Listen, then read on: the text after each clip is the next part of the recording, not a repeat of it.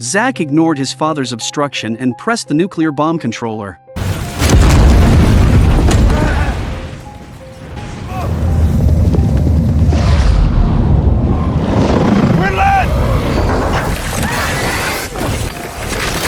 The explosion's power swept through the entire city. Eichhorst, who was heading towards the Stoneheart building, was knocked away by the oncoming aftermath. At the same time, F witnessed this scene from a window. Zach quickly took cover upon seeing it, but F foolishly remained in place. By the time he reacted, it was too late to avoid it.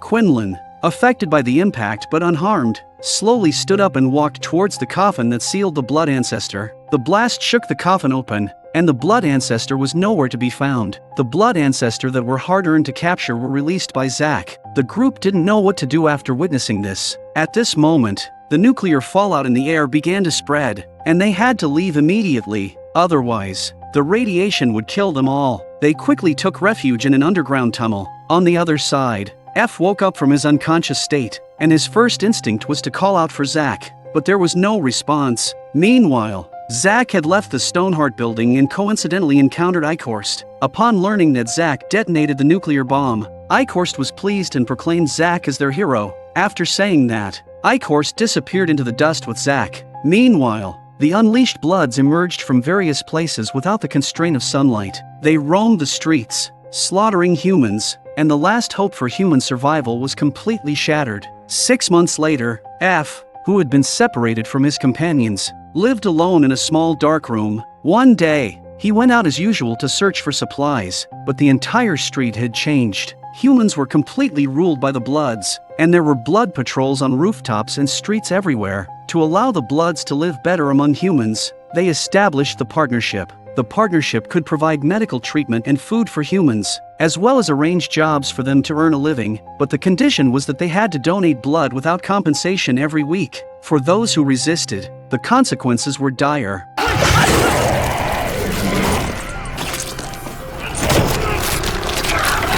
At this time, F was walking among the crowd, and he found a vampire in front of him. He quickly ran towards an alley. F entered and discovered an oil tank truck by the Bloods. He sensed something was wrong. He waited for the truck to leave and cautiously approached, only to discover that the tanker was transporting fresh blood. After taking a look around, he decided to leave the area. Later, F came to a place where humans replaced supplies. The people living here were not under the control of the Bloods, and it functioned as a black market in human society. During the exchange between the two parties, F mentioned a tanker truck transporting blood. Neil, upon hearing this, dared not interfere. They just wanted to live peacefully. Bloods received the news and came to destroy this black market. When everyone saw this, they immediately resisted. Although they had firearms and ammunition, the number of Bloods was simply too many. Soon, they couldn't withstand the attack and were captured. Then they were taken to the bus by Bloods. That way, F and a group of humans were transported to the partnership,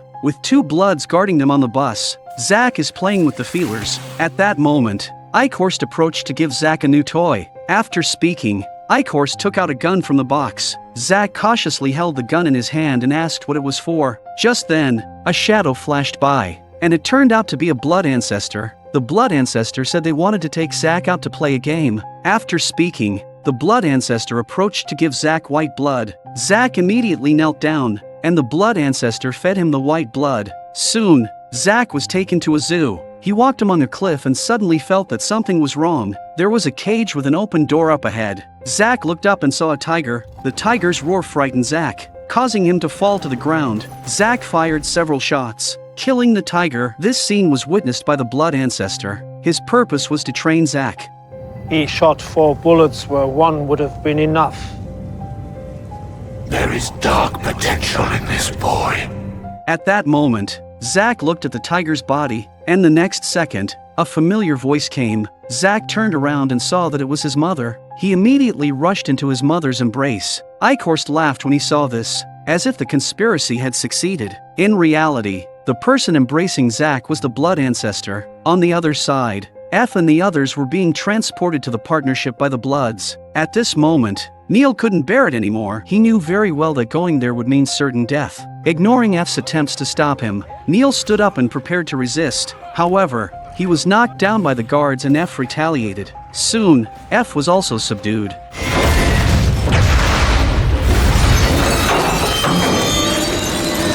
It's unclear how much time passed, but F woke up from unconsciousness, fortunately, was thrown out of the car just now, otherwise would have been buried in the flames. F called out for the others, but the bus exploded seconds later. F was thrown several meters by the blast, but fortunately, he wasn't seriously injured. Immediately, F got up and left the scene, but halfway through, he suddenly noticed a man pleading for help. F didn't want to get involved. If he didn't leave soon, the Bloods would definitely come, but the man asked F to save him. After intense internal struggle, F ultimately decided to help him. F first helped the man to a safe place, then took out a backpack and started to stop the bleeding. Through their conversation, F learned that the bus had been blown up by them. He was angry about it. He mentioned that the bus was used by the Bloods to transport humans, and besides him, there were 6 other people on it. The woman expressed her regret upon hearing this. After bandaging the man's wounds, F said they needed to leave quickly, because the Bloods would soon come for backup. Upon hearing this, the two of them immediately got up and left the area. On the other side, Vasily was discussing ways to combat the Blood ancestor with Abraham.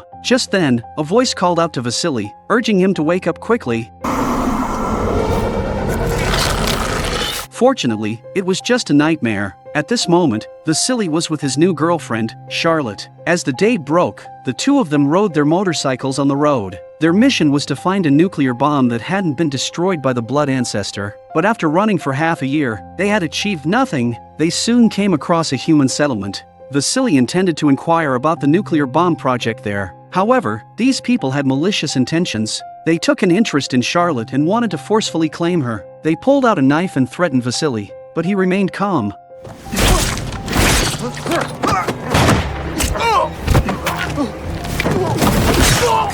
After dealing with them, Vasily's larger group arrived. After getting off the vehicles, they immediately looted all the supplies in the area. It had been 6 months since the last nuclear bomb explosion, and they had traveled to many missile bases. Without exception, all the nuclear bombs inside had been destroyed, but as long as they found one, there was a chance to end the Blood ancestors' rule. Later, Vasily and Charlotte went to a field to harvest corn. While they were chatting and laughing, Vasily suddenly realized that Charlotte had disappeared. He immediately searched everywhere, shouting her name, but there was no response. The next moment, he was ambushed and knocked unconscious by a group of people. When Vasily woke up, he found himself locked in a warehouse. He shouted Charlotte's name loudly. Just then, someone spoke up nearby. They advised Vasily not to waste his energy. This was a female gang, and they would keep men locked up and use them as slaves for labor. Women would be brainwashed to join their organization. Unable to escape for the time being, Vasily sat on the ground and started talking with the man. During the conversation, he learned that the man's name was Roman, a staff member at a missile base. Vasily immediately asked Roman if the nuclear bomb was still there at the base. Knowing that the nuclear bomb where Roman worked had not been destroyed, Vasily immediately decided to rescue him. Roman expressed disbelief upon hearing this. Every day, Zach boredly practiced playing the guitar in his room. Just then, a maid walked in. Zach turned off the music and transformed into a shy young boy. The maid said she was here to clean, and the feelers jumped in front of her. Seeing this, Zach went up and gently tapped the feelers, then started apologizing to the maid. He assured her that as long as he was there, nothing bad would happen. The maid gradually calmed down upon hearing this and began tidying up the room. Meanwhile, Eichhorst found the Blood ancestor. He mentioned that Zach showed no interest in what they were doing and didn't possess the talent for it either. The Blood ancestor responded by saying that great leaders are nurtured over time. Eichhorst was confused by this. Did the Blood ancestor want to possess Zach's body? The Blood ancestor confirmed that was indeed what he had in mind. Eichhorst disagreed, stating that Zach didn't deserve the Blood ancestor's favor. You question my judgment.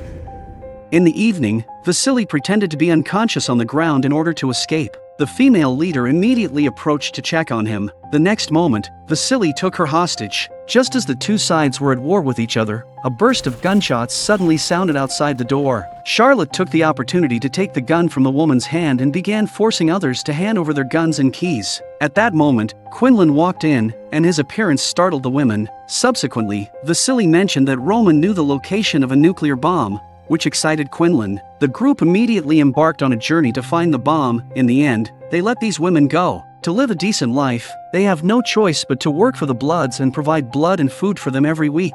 The amount of blood donated each day can fill an oil tank truck. After Raoul donated blood and returned home, he suddenly encountered an attack from someone. Thinking it was a robbery, Raoul struggled desperately. However, when he turned around, he discovered it was Gus. The two, who hadn't seen each other for days, immediately embraced. After a brief exchange, Raoul asked Gus what he was currently doing for work. Gus, being cautious, looked around to make sure there was nobody present. Then, Gus revealed the purpose of his visit. He hoped that Raoul could help him infiltrate the place where they worked for the Bloods. Upon hearing this, Raoul was instantly frightened, as being discovered would surely result in being drained of blood on the spot. Seeing Raoul's reaction, Gus played the emotional card. After hesitating for a moment, Raoul agreed to Gus's request. This is the production base built by the Bloods, where they capture women for artificial insemination in order to breed the next generation of Bloods. At this moment, Dutch is also being held captive here. She has been captured for several months but still hasn't conceived. There is still 1 week until her next ovulation period. If Dutch doesn't successfully conceive by then, she will be sent to the slaughterhouse to have her blood drained. Why Dutch was arrested starts a few months ago. When Dutch and Abraham first arrived at the base, they witnessed a group of Bloods arresting humans. Abraham wanted to retrieve the oxytolumen, but Dutch refused. Abraham pointed out that their house was engulfed in flames. Suddenly, Abraham had a heart attack and took out his medication to consume. Now, he was unable to retrieve the book himself and could only request Dutch's help. Dutch had no choice but to embark on a risky journey. She went up from the side of the house, but as soon as she entered the corridor, she met a Bloods eating. Upon seeing Dutch, the Bloods launched an attack against her.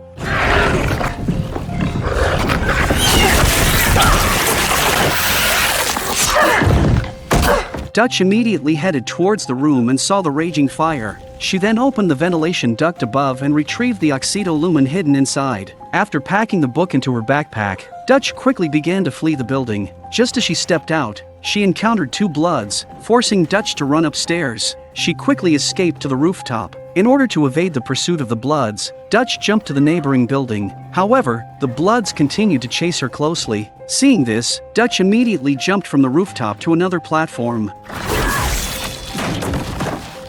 Although she resolved the immediate crisis to be on the safe side, Dutch quickly hid the oxytolumen in a ventilation duct. After completing these tasks, she swiftly left the building to meet up with Abraham. Just as she reached the entrance, a bus stopped in front of her. Then a few Bloods got out of the car. Dutch was about to turn and run, but she was already surrounded by the Bloods. In this way, Dutch was captured onto the bus, where many humans had already gathered. While Dutch looked around, she spotted Abraham. Their eyes met, and a sense of despair began to spread within them. In this manner, the two were taken to the partnership. After getting off the bus, they saw a large group of survivors ahead. They were lined up to have their blood drawn, and Abraham felt that this place was like hell.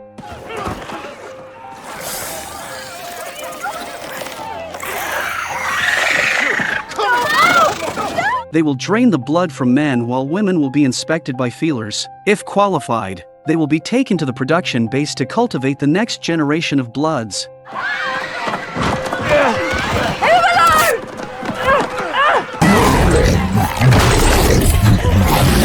Dutch and Abraham are both controlled, and then feelers start inspecting Dutch. After confirming her qualification, Dutch is taken to the production base. After being knocked unconscious, Abraham is also locked up. Dutch has been staying here for a few months. Unfortunately, she has not been able to conceive a child. If there is no successful pregnancy this week, she will be taken to have her blood drained. In order to escape, Dutch has no choice but to sacrifice her own body. She has made a deal with Jeremy to help her escape tomorrow. But as the time approaches, Jeremy suddenly changes his mind. Upon hearing this, Dutch becomes furious. She threatens to report to the person in charge if they don't stick to the plan. Jeremy is intimidated and agrees to take the risk. Then Dutch goes to the restroom and suddenly hears crying next to her. Dutch immediately asks what's wrong with the person inside. Rosalinda comes out and says she just had a miscarriage in the restroom. If it's discovered, she will definitely be sent to the slaughterhouse to have her blood drained. Dutch quickly comforts her and says she has a solution.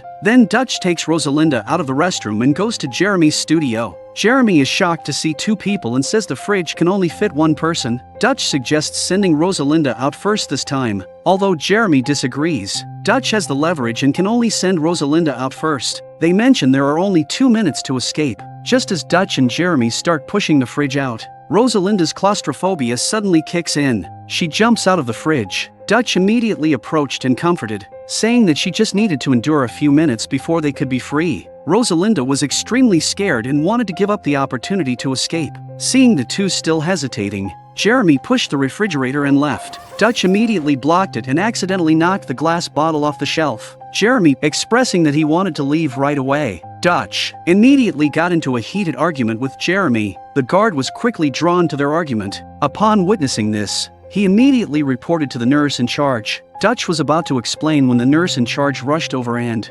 upon seeing them, knew they were planning an escape, so the nurse had the guard take Jeremy away to be eliminated. Jeremy was terrified and his legs went weak upon hearing this. The head nurse is going to take them to the person in charge before they're dealt with. On the other side, Gus took Cream and they arrived at the partnership. He had made an arrangement with Raoul to meet there, with the intention of seizing the stored food. Soon, Raoul, who had been waiting behind the trash bin, came out. After exchanging greetings, Gus began to inquire about the location of the warehouse. Cream was ready to take action, but Gus stopped him and said they needed to deal with the surrounding Bloods first. Then he instructed Cream and the others to hide. The Bloods sensed someone approaching but only saw a row of footprints when they turned around. While the Bloods were puzzled, Gus suddenly stabbed one of them in the foot. Blood sticks Stinger out, only to be flung away by Gus in a death grip.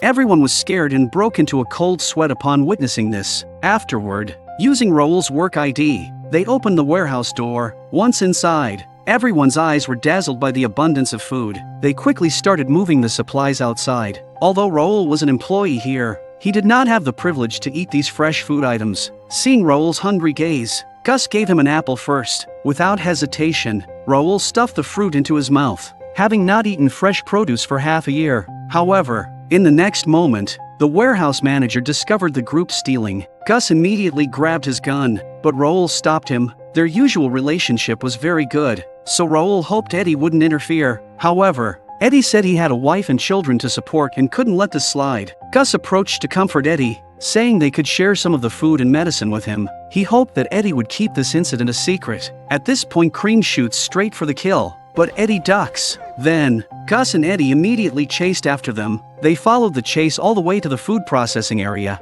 Just then, the alarm suddenly sounded, and Eddie, who was hiding in the dark, immediately slipped away. Despite Cream firing several shots, he didn't hit anything. They had to leave now or it would be too late. Gus quickly pulled Cream away from there. In the haste, only a small portion of the food was successfully taken out. Afterward, Gus and the others returned to their hideout. Raoul expressed concern that Eddie would surely report him. Gus assured him and told Raoul to stick with him from now on. However, Cream disagreed, saying that he nearly got everyone killed and only allowed Raoul to stay for one night. Gus strongly opposed this idea, stating that Raoul lost his job because of them. This led to a heated argument between the two. Gus was firm in his stance, so Cream reluctantly agreed to let Raoul stay. On the other side, F and the resistance fighters from the Bloods were together. After F's treatment, Alex's teammate was out of immediate danger. To show their gratitude, Alex allowed F to freely choose the supplies he needed. Just then, there was an urgent knocking at the door. Upon opening it, they found an injured man. He explained that while on a mission, they were unfortunately discovered by the Bloods. The others were instantly drained of their blood, and he was the only one who managed to escape. F immediately sensed the gravity of the situation. He explained that once humans are turned into Bloods, their memories are known by the Blood ancestors, indicating that the place is no longer safe. Upon hearing this, Alex quickly instructed everyone to pack their belongings and leave. Learning that they had no other hiding place, F suggested they seek refuge at his place. Alex wasted no time and took action. Before leaving, she wanted to bring all the bombs with them, but F said there was no time. The Bloods would soon arrive at their location. He instructed everyone to grab the food while leaving the bombs for him to handle. Soon, everyone transferred all the supplies to the vehicle. At this time, the Blood followed the clues but found that there was no one left here. Only a pile of bombs remained in the middle.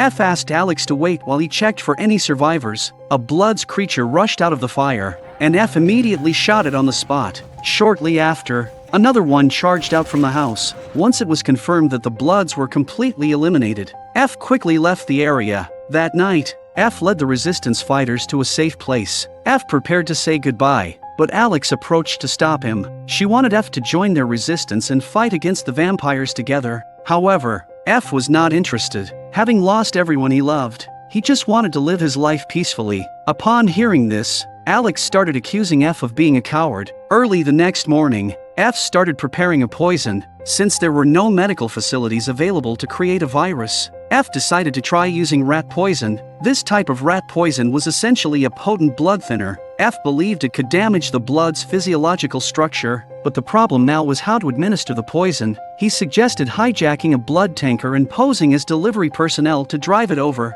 F dismissed this plan, as he knew how tight the security was for transporting blood tankers. If find out the delivery guys changed, they'll be suspicious. Just when everyone was at a loss, F came up with a perfect plan. At night, F and Alex ambushed the bus in the partnership's overalls. After a long wait, a blood tanker slowly passed by their vehicle. F immediately started the car and followed it. As the car approached the intersection, Alex immediately signaled the partners to start the plan. Then, two cars emerged from the alley and collided head-on, blocking the entire road. The drivers of the crashed vehicles immediately got out and pretended to argue. F quickly pulled out a pipe from the bus and secured it onto the blood tanker. Seeing F's signal, Alex immediately activated the machine. Slowly, the poison began to flow into the blood tanker. The driver of the blood tanker got out and urged the two arguing individuals to leave. When he saw that they were still arguing, the driver threatened to call the Bloods patrol if they didn't leave. Realizing the situation, F quickly stepped forward and helped move the cars out of the way. As the Bloods patrol approached, the group joined forces to push the cars aside. By this time, the poison had successfully been poured into the blood tanker, and Alex quickly got out of the car and removed the pipe. The plan was successfully executed. F and Alex returned to the bus, watching the blood tanker drive further away. They arrived at the entrance of a Blood's nest and observed from a distance. Since the blood tanker left, there had been no sign of any Bloods coming or going. It seemed that the poison had taken effect. But to confirm, F decided to break in and take a look. Sure enough, F found dead bloodworms on the ground. They continued to explore deeper and found groups of dying Bloods in the next room. It seemed like their time was running out. The group continued to venture deeper and discovered a pile of dead Bloods under a staircase. It appeared that their plan was successful. On the other side, the Blood ancestor sensed that something had happened in Philadelphia, and over 2,000 compatriots were poisoned to death. After hearing this, Eichhorst believed that it was definitely Abraham and his group who did it, so the Blood ancestor instructed Eichhorst to go there immediately and kill him. On the other side, Quinlan and Vasily finally arrived at the missile base that Roman had mentioned. Strangely, there were many soldiers' bodies lying next to the missile silo. Quinlan immediately prepared to check if the nuclear bomb was still there, but he was stopped by Vasily. Vasily wanted to first check if there were any Bloods. Vasily stood on the edge of the missile silo and took out 2 silver grenades from his pocket. Roman was instantly frightened after seeing this. Vasily explained that it was only silver dust inside the grenades, which could burn the hiding Bloods. Fire in the hole! Seeing no reaction inside, Quinlan walked towards the edge of the missile silo. Some good news.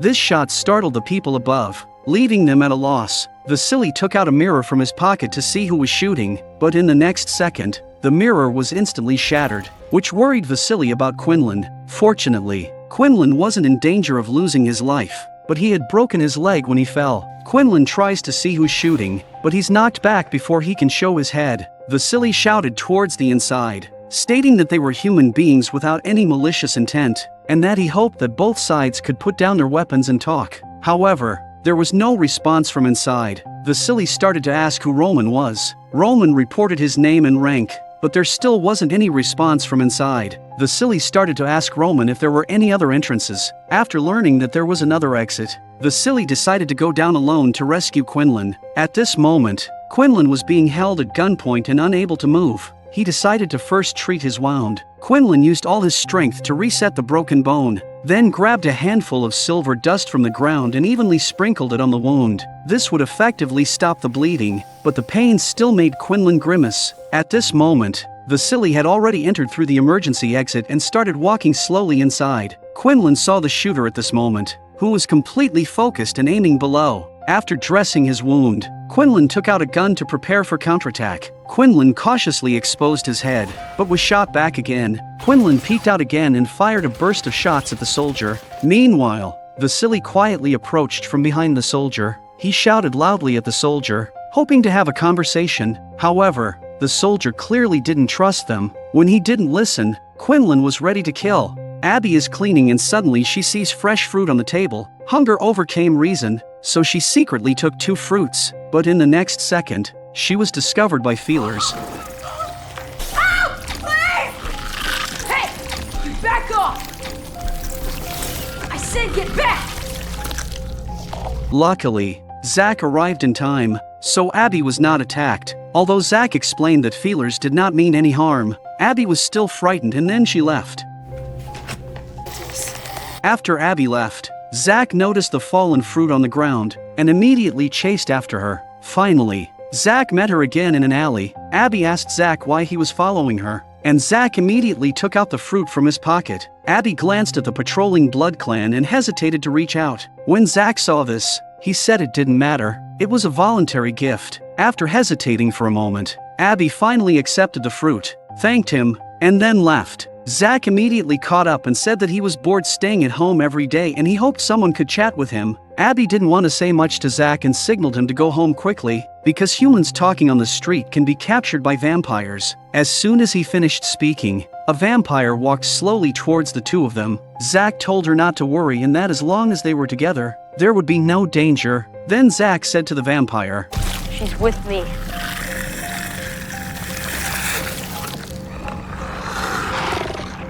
See?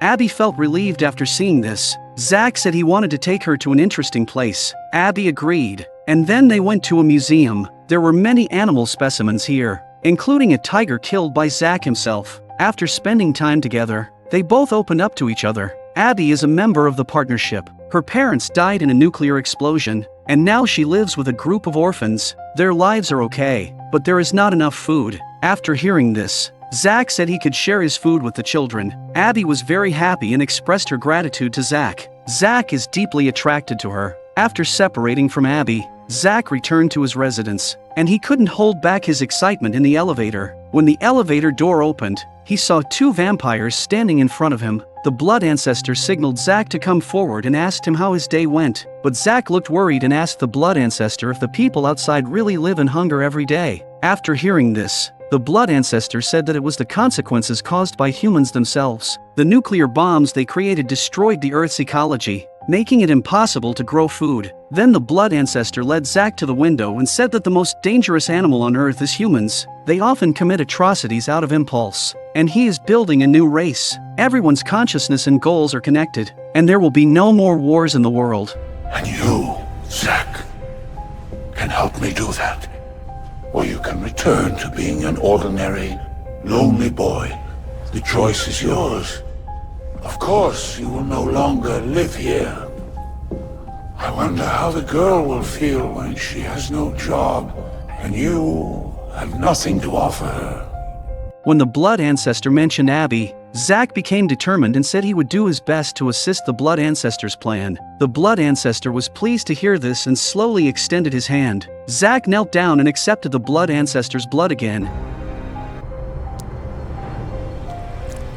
At this time, Quinlan was targeted by a human soldier with a machine gun, making him unable to move. Quinlan wanted to counterattack with his gun, but the soldier shot first. Vasily, seeing this, prepared to sneak attack. Quinlan understood the situation and decided to attract the soldier's attention, allowing Vasily to subdue him. So Quinlan threw the gun in his hand hard, and sure enough, the soldier was fooled. After that, Vasily slowly approached and asked him why he didn't respond earlier. The soldier, struggling to sit up from the ground, told Vasily that all his teammates were killed by vampires, and the main culprit was a human collaborator of the bloodsuckers. So he no longer trusts anyone. Vasily sympathized after hearing this and said he would immediately take care of his wounds. But just then, Because I said I would. He was finished. He couldn't hurt anyone. He should have put the gun down when I told him to. at night, Vasily and the others loaded the nuclear bomb onto a truck, and then Roman removed the casing to start the inspection, but an important core component was missing inside. Quinlan stood up after hearing this. They had been busy for so long, only to find a non-explosive nuclear bomb. Roman said that as long as they find the core, the bomb can detonate properly, but the problem is they don't know where to find the core. After hearing this, Vasily suddenly remembered that he had seen some vampire convoys transporting nuclear bomb devices. After hearing this, Quinlan said that the Blood Ancestor would definitely remove all the remaining nuclear weapons. After hearing this, Roman concluded that the Blood Ancestor would only hide the nuclear bomb device because the core would not be damaged even if it fell from a height of 10,000 meters. If they try to destroy it, it would undoubtedly be suicide. Vasily said they must find the vampire convoys. On the other side, the escaped Dutch was brought to Desai. After understanding the situation, Desai did not punish Dutch. He hoped Dutch could help him manage these pregnant women,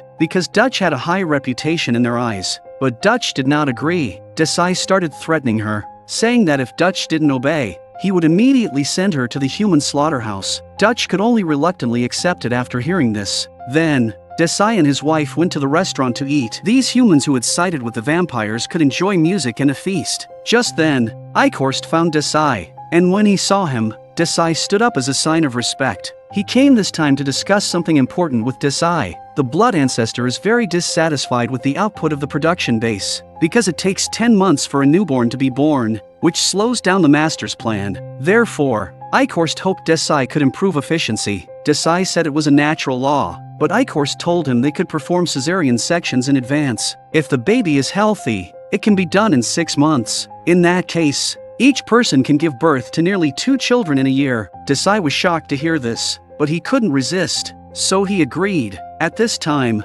F came out of the vampire nest and began the next stage of the plan. They discovered that the vampires had been transporting something recently, and F believed there must be something important inside. So F prepared to go explore, and Alex agreed with F's plan. The man was observing the situation outside when suddenly a group of vampires rushed out of 2 trucks. F and the others immediately started to evacuate upon hearing the alarm. You gotta move.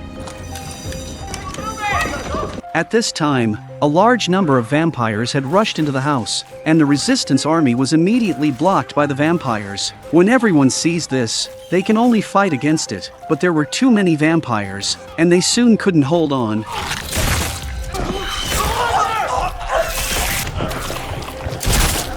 At this time, F and Alex were attacked by a large group of vampires on another road. Suddenly, a few vampires appeared from behind, and Jason was accidentally bitten on the neck. Alex killed the attacking vampire, but no matter what they did, it was too late. Once bitten by a strigoi, there was no hope of survival, and Jason knew this, so he asked his sister to kill him. Alex raised the gun, but she couldn't bring herself to pull the trigger, so Jason turned his gaze to F. F slowly approached after seeing this.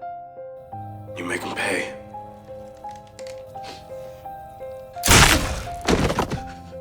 Just then, the vampires attacked again, and F could only pull Alex away from there. The two of them escaped to a factory, and F forcibly opened the lock on the gate. Then the two cautiously entered.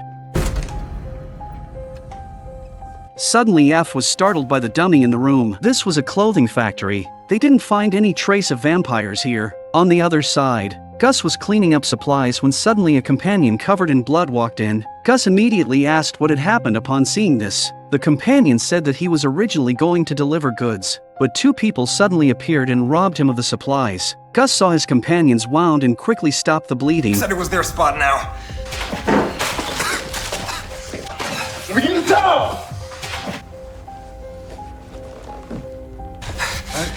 But soon his companions slowly lost vital signs. Then Gus started to analyze who took their supplies, and he concluded that it was a gang, because only 2 people wouldn't dare to rob their things. So he decided to go investigate the gathering point of this group of people. Then Gus went to the black market to inquire about the situation, and he found some suspicious people. After that person left, Gus cautiously followed him. After tracking him, Gus arrived at an abandoned warehouse where several people were guarding the entrance. In order to find out the truth, Gus prepared to enter through the ventilation shaft. After crawling for a distance, Gus arrived inside the warehouse. He happened to see several people cleaning up the stolen supplies. Put it away over there. Alright. When's the next delivery coming?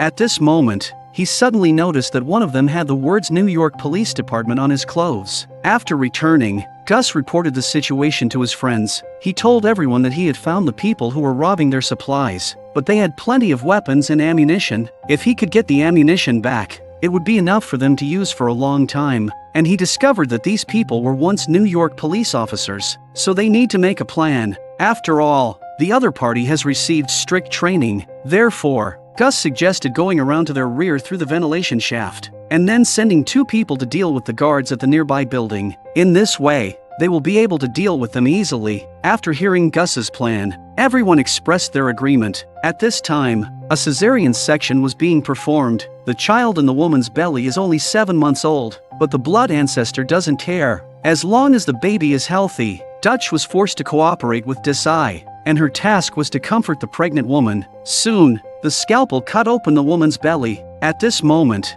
the pregnant woman appeared very panicked, and Dutch immediately started chatting with her. Sure enough, after diverting her attention, the pregnant woman became noticeably calmer. After the surgery, the baby was taken out, and Dutch immediately started congratulating. The pregnant woman was happy to hear this, so she wanted to take a look at her baby, but the doctor ignored her and walked out with the baby in his arms. Upon seeing this, Dutch asked the doctor where to take the child. The doctor was very impatient and asked someone to kick her out. I want to see my baby.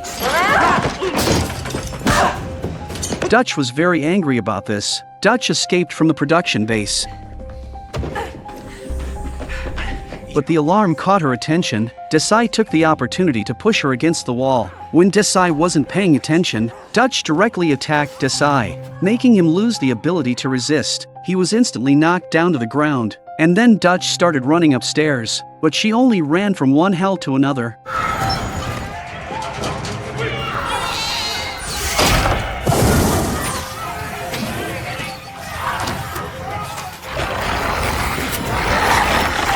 Meanwhile, Gus began his operation to seize supplies. One person went upstairs to snipe the guards at the door, while the others entered the enemy's territory through the ventilation ducts. At this moment, the other party is playing poker. The time they agreed upon soon arrived.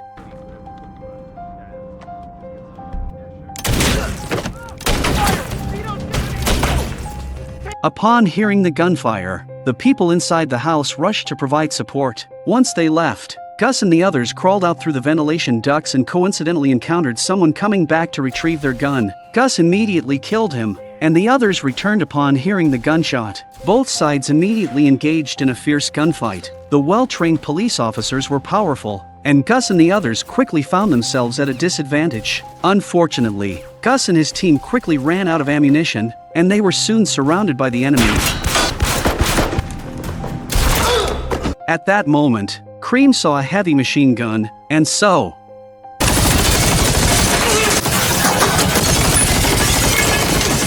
they collected all of the enemy's supplies. On the other side, F and Alex were walking on the street when they noticed scattered flyers on the ground. The general content was that the vampires would relocate survivors outside the city, where there would not only be comfortable accommodations but also fresh food supply. After seeing this, F believed that it couldn't be that simple, so he and Alex decided to investigate outside the city. The next day, the two secretly left the city. They made their way to a nearby town, but it was evident that no one had been living there for a long time. They found a house and confirmed that there were no vampires.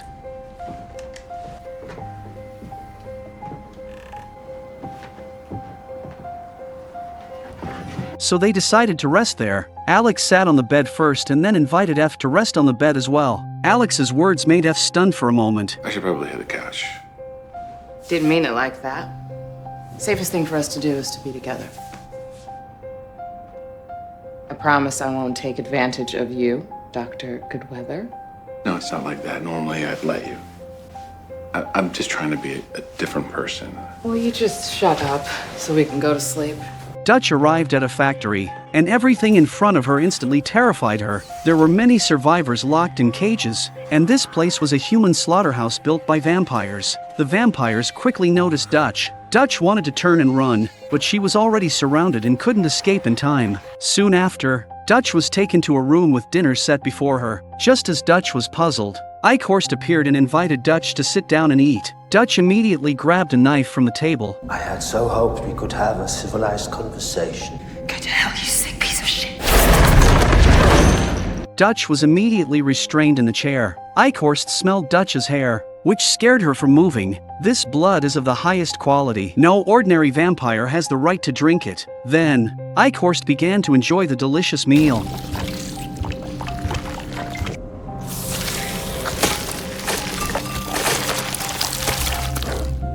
At this moment, Dutch realized what their production base was used for. Seeing such a twisted vampire, Dutch cursed out loud. Eichhorst, instead of getting angry, asked Dutch one thing: where is Abraham hiding?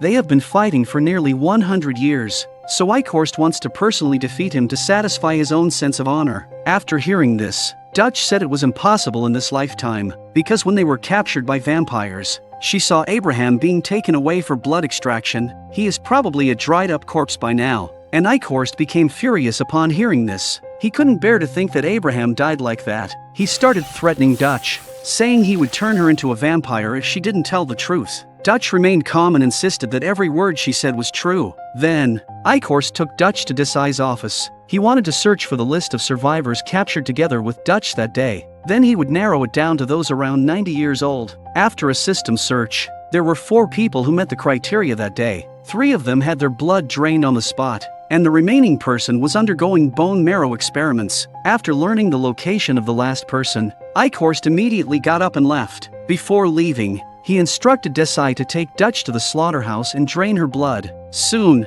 he arrived at Laboratory 7. This place contained survivors undergoing bone marrow experiments. Following Eichhorst's description, the doctor led him to a bed. When the curtains were opened, it was indeed Abraham lying on that bed. Eichhorst placed his hand over Abraham's heart, feeling the frequency of his heartbeat. Eichhorst was very satisfied. He instructed the doctor to wake him up, but the doctor expressed concern over the danger. They administer a large amount of sedatives every day. If he's injected with amphetamines, his heart won't be able to handle it. Eichhorst became impatient upon hearing this. He threatened that if Abraham didn't wake up, the doctor would become the next subject of the experiment. The doctor, frightened, immediately ordered the nurse to inject amphetamines into Abraham. A group of survivors were locked up and lined up to have their heads shaved. They were about to be taken to the slaughterhouse, but the staff lied to them, saying it was to prevent nuclear radiation. At this moment, Dutch was also captured and brought in. She saw Rosalinda here. Shortly after,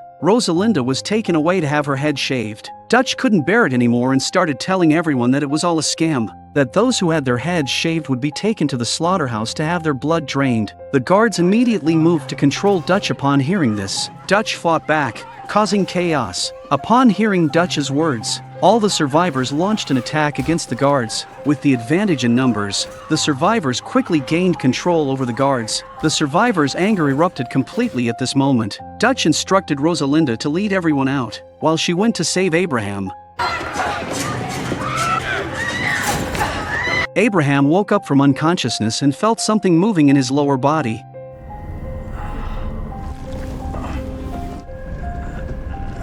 He tried to reach out to check, but he was tightly bound to the bed and couldn't move. In the next moment, a venomous snake emerged from the blanket. It was only after Abraham regained his senses that he realized it was an hallucination caused by the injected medication. Then he saw Eichhorst. Eichhorst was delighted to see Abraham awake. He mentioned that they had been fighting for nearly 100 years. He could have ended the feud on the spot. He didn't want Abraham to die like that. He wanted Abraham to personally admit his own failure. However, Abraham had an intense hatred for vampires and wanted to witness Eichhorst's failure even if it meant going to hell. Just as he finished speaking, an alarm suddenly sounded, and Eichhorst immediately went to check. When everyone was drawn away by the alarm, Dutch quietly entered Laboratory 7. She had triggered the alarm herself. Dutch was thrilled to see Abraham alive. She approached him and began to untie him, but just then, Eichhorst appeared behind her. How touching! What can you possibly do with that?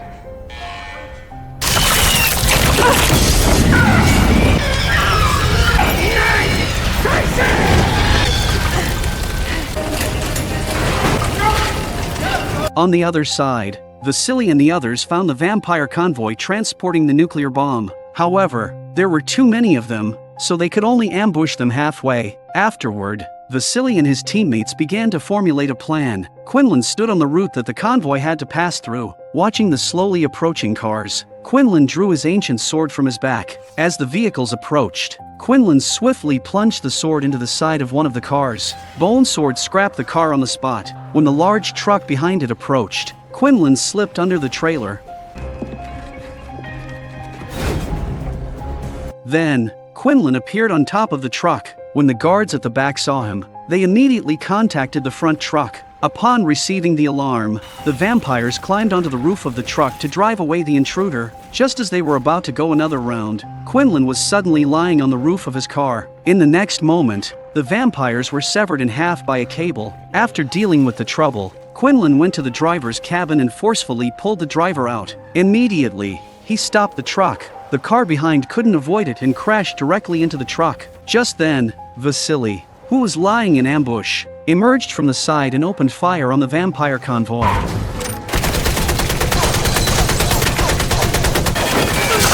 Just when everyone thought they were safe, one vampire miraculously survived. It was about to launch a surprise attack on Vasily when Quinlan swiftly killed it with a sword.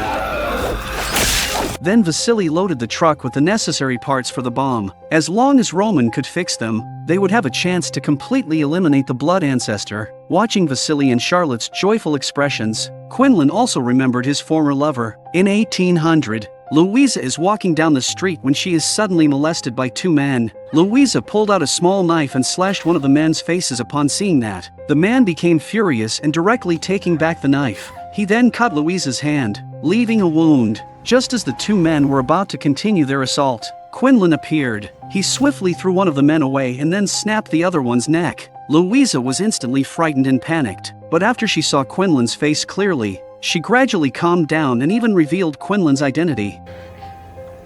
You are an immortal. He was suffering from syphilis and was on the verge of death. Unable to bear seeing her brother suffering from the disease, Louisa brought Quinlan back home. At that time, Quinlan was known as the immortal demon, and thus, many people who desired immortality saw vampires as their belief. Louisa brought Quinlan to the living room, hoping that he could cure her brother's illness. For this, she was willing to pay any price. After hearing this, Quinlan expressed that he couldn't do it because he didn't have the bloodworm inside him. He couldn't turn others into vampires. Louisa was instantly filled with despair. The next day, she personally saw off her own brother. Quinlan sympathized deeply with Louisa's actions. Although Quinlan didn't help much, the woman developed feelings for him. Soon, Louisa slowly led Quinlan into the house. Through her exquisite makeup skills, Louisa transformed Quinlan's demonic appearance into that of a noble prince. Quinlan stared at himself in disbelief. Since childhood, he had been treated as a monster and had always been a wanderer. It wasn't until today, with Louisa,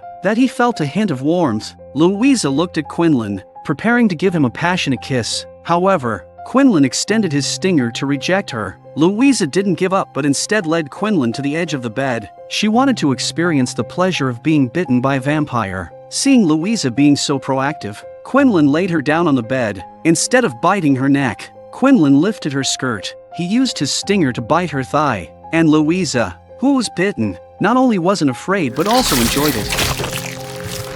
The next day, Louisa held a funeral for her brother, and Quinlan attended as her boyfriend. They thought Quinlan would continue to live happily like this. However, after the funeral, the priest returned to his residence. Strangely, there was suddenly a large box in the house. Curious, the priest approached and found that the box was filled with soil. Just as the priest was puzzled,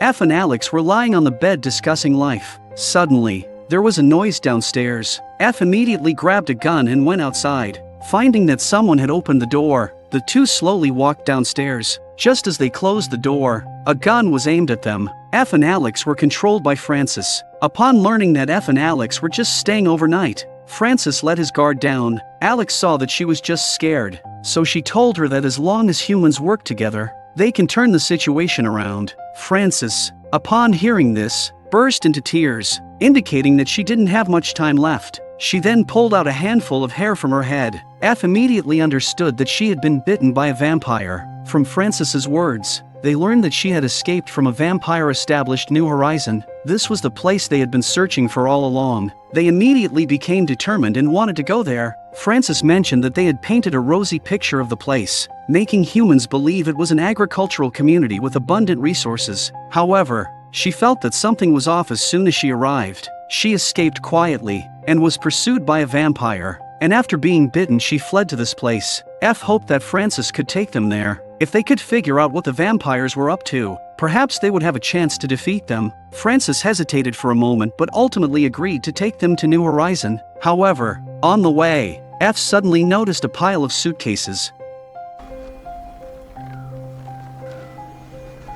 F was ready to rush off, but Francis suddenly hesitated. She said that place was like hell, and she wanted to spend the rest of her life in peace. F pulled out a gun and threatened to kill her on the spot if she didn't take them there. Francis begged for mercy, desperately hoping that F would spare her. Alex intervened and stopped F's impulsive actions, stating that she had the right to choose how to live her life. After hearing Alex's words, F reluctantly put down the gun and watched Francis leave. They were left to continue their search alone. After crossing a small hill, they finally saw the New Horizon that Francis had mentioned. We're not the farmers. We're the livestock. In the evening, as everyone was sitting in the snowy ground discussing their future plans after leaving Vasily, a figure slowly approached. Upon closer inspection, they realized it was Eichhorst. Benjamin, noticing this, asked him what he wanted. Eichhorst said he was looking for Vasily and Quinlan. Benjamin immediately launched an attack. After dodging the bullets, Eichhorst didn't kill Benjamin. Instead, he demanded Benjamin to take him to find Vasily and the others. To save his own life, Benjamin had no choice but to comply with Eichhorst's orders. Meanwhile, Vasily and the others were discussing how to quickly reach New York. Upon hearing this, Roman mentioned that he had an old friend at an airport nearby. If they exchanged all their supplies, they might be able to get a plane and return. Upon hearing this, everyone immediately started packing and preparing to depart. Before that, Vasily had a private conversation with Charlotte. Because the mission to drop the nuclear bomb would be extremely dangerous, Vasily hoped that Charlotte would stay behind. Charlotte understood Vasily's determination and pretended to agree for now. On the other side,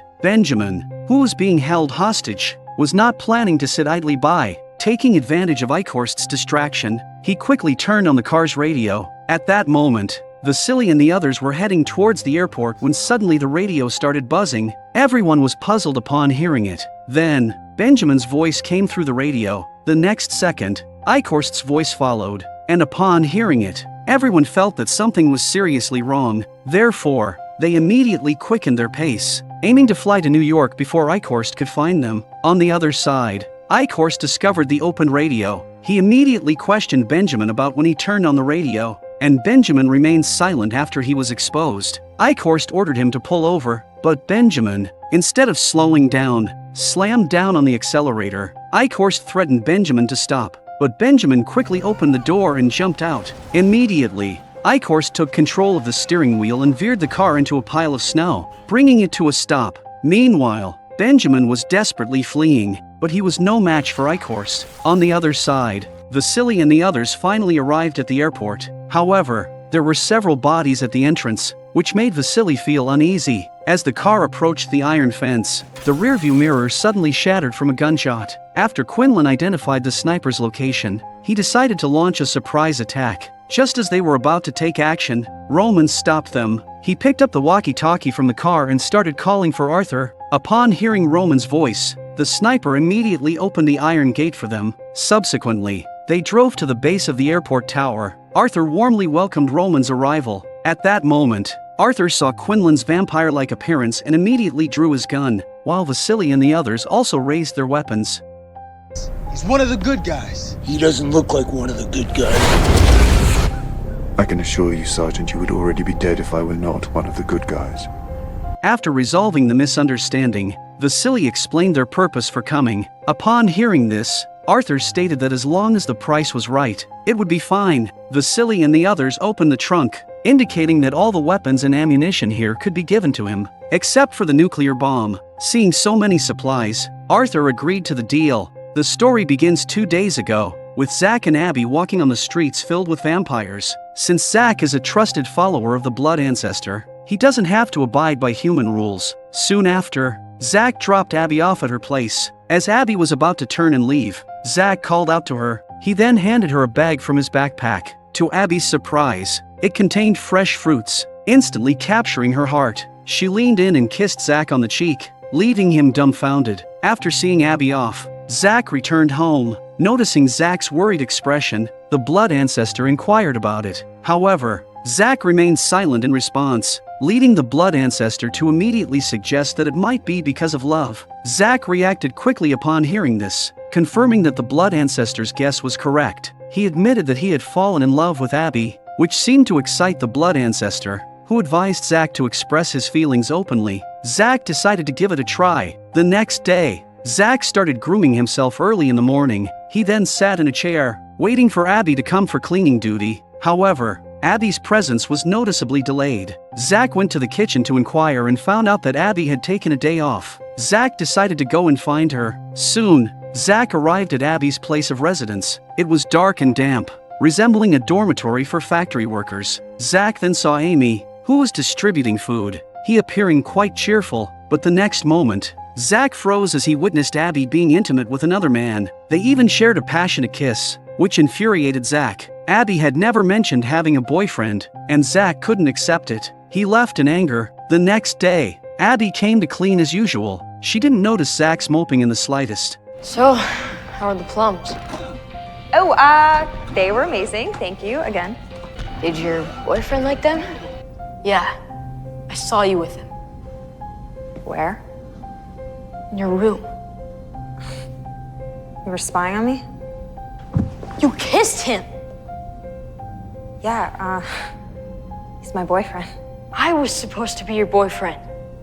Look, Zack, I'm sorry, but I don't really think of you that way. Zack, filled with anger, grabbed a plate from the table and threw it at Abby's feet. Seeing this, Abby became furious and immediately declared that she had had enough and wouldn't work anymore. She headed towards the exit. At this moment, Zack realized that he had gone too far and pleaded with Abby not to leave. But Abby had reached her limit with him and impulsively pinned Zack against the wall. Feelers, upon witnessing its master being attacked, immediately jumped out. Abby calmed down at that moment and requested Zack to let her go. However, Zack turned a blind eye to her plea. Unable to do anything else, Abby ran towards the other side where the elevator was. Once again, she asked Zack to save her. Zack, after hearing her plea, slowly walked over, but he did not drive away Feelers. Feelers extended its stinger and bit Abby on the neck.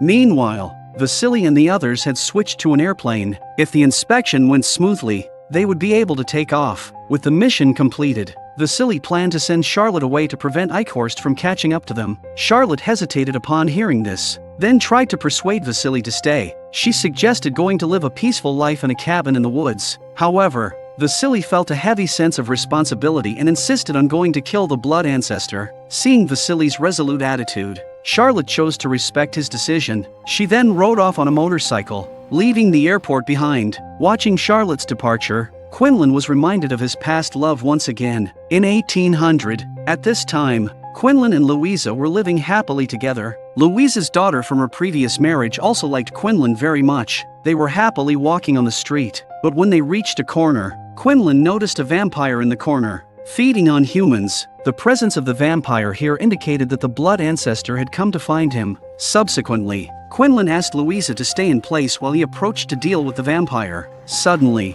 another one jumped out from the side, but Quinlan was able to handle it easily.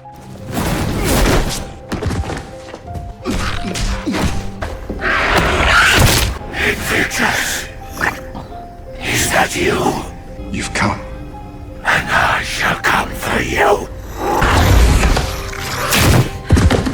After dealing with the vampire, Quinlan realized that something was not right. When he returned home, Quinlan started packing his weapons. He was going to find and duel the blood ancestor. Louisa, upon hearing this, was reluctant and hoped Quinlan would stay. This way, he could protect both Louisa and her daughter, but Quinlan insisted that he had to defeat the blood ancestor. It's what he was born to do. Louisa respected Quinlan's decision and asked him to come back after fulfilling his mission. The Master's life and mine, they are entwined.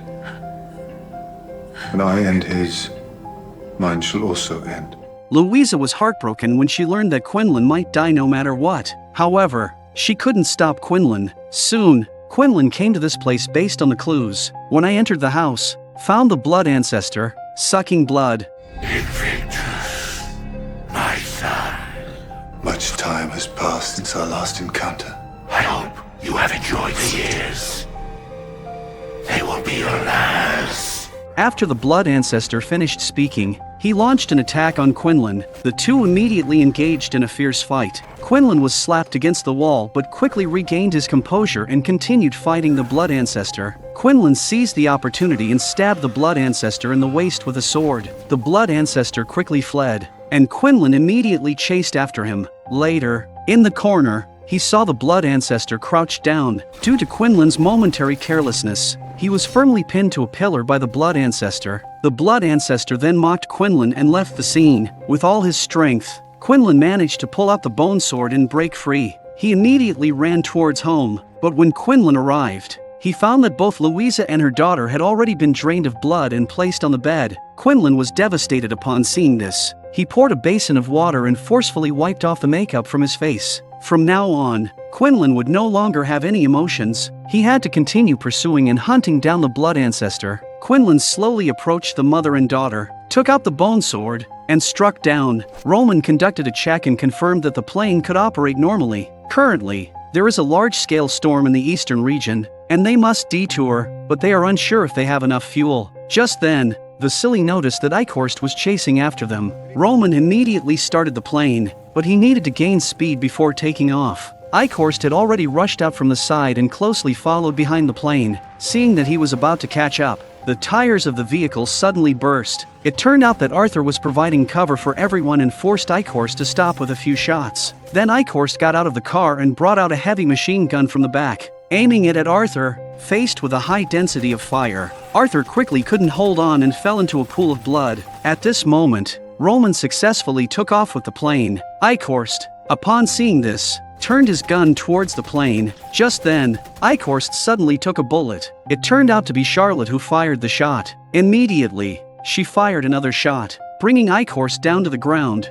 Eichhorst watched the plane go away with great anger. Afterward, Zach no longer had a smile on his face. He spent every day in the company of cobras. Noticing that Zach hadn't left the house for many days, the blood ancestor transformed into Kelly's appearance and found Zach. Taking advantage of the opportunity, he could brainwash Zach once again. The blood ancestor claimed that the human heart is inherently greedy and constantly seeks to take things, using deception to hurt others. Zach remained confused after hearing this, unsure if what he was doing was right or wrong. Upon hearing Zach's confusion, the blood ancestor mentioned that he had helped Abby, freeing her from desires and impulsiveness. Now, Abby had become a member of the vampire family and would never abandon or betray him.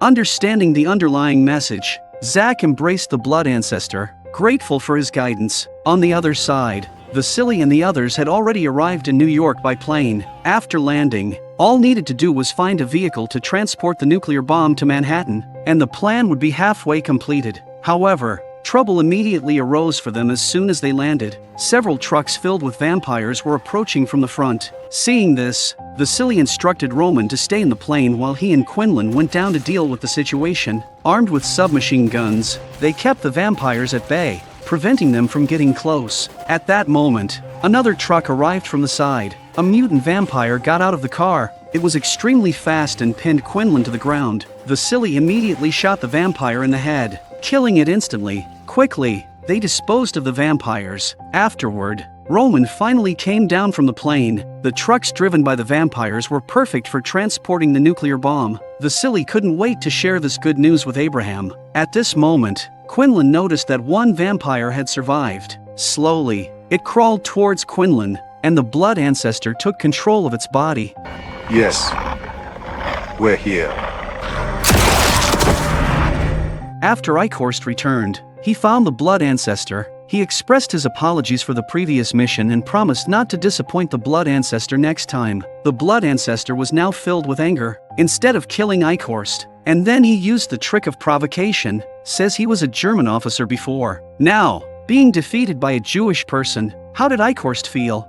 If he resigned himself, he would surely be nailed to the pillar of shame within the Bloods. This comment managed to piss off Eichhorst, and he's going to go all out against the exorcism squad. If he couldn't do that, he wouldn't want to live in this world. On the other side, Abraham and the escaped Dutch arrived at their previous hideout. During their escape from the vampires, Dutch had hidden the oxydolumen on the rooftop. As Abraham prepared to ascend the stairs, he suddenly felt unwell. Dutch sees this and tells Abraham to wait here for her. When Dutch left, Abraham suddenly felt weak all over his body. Dutch returned with the backpack and noticed Abraham's abnormality. She quickly asked what was wrong, but Abraham reassured her that everything was fine. Then he asked Dutch to open the backpack. Dutch revealed the book, and Abraham breathed a sigh of relief upon seeing it. When F sees the truth, he immediately prepares to head to the temporary rendezvous point of the exorcism team. Meanwhile, Abraham and Dutch were studying the oxydolumen, hoping to find other ways to eliminate the blood ancestor. However, Abraham suddenly felt dizzy.